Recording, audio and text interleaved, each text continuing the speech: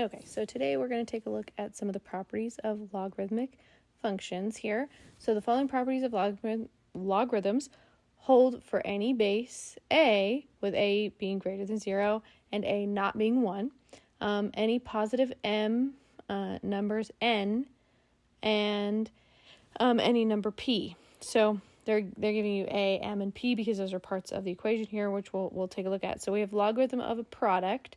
So really, this is just showing us kind of how to convert back and forth between the two common forms that you'll see. So if I have log of m times n, I can split those apart, and I'm actually going to add log m and n.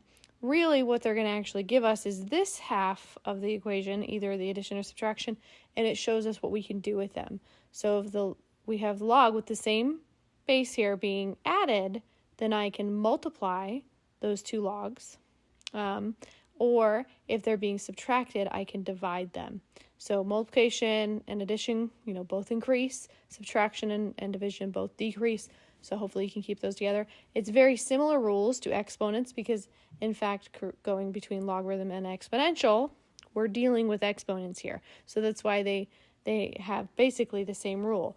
When we're multiplying two powers, we add the bases, we add the exponents. Well, here, if I'm multiplying the logs, then I'm actually adding.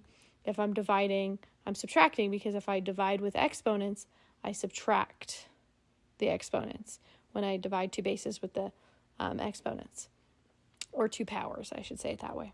And then we also have logarithm of a power, so we can see that we're raising it to a power here, and that means that I have the power, it's out in front when I rewrite it in this rule. So again, it's going to give it to me in this rule, and then I can convert it kind of backwards, because they kind of always give me this half, and I'm going back to this left section here. So the first thing is you want to identify the correct property to apply to each situation that they have below here. So I have the log 8 of 5 minus log 8 of 11 equals log 8 of something. Okay, so I'm going to identify the correct property here so I can see I'm subtracting.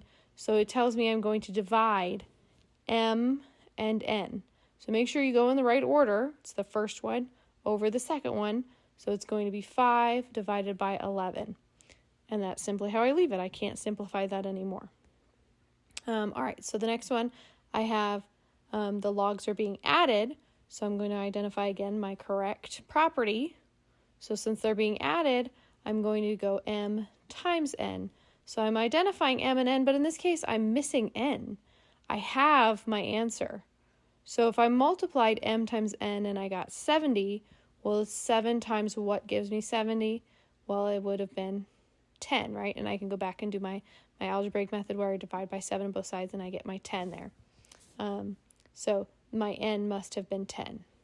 All right, and now I can see this power rule here. So it's definitely this piece happening on this side. So I can see the 2 in the front.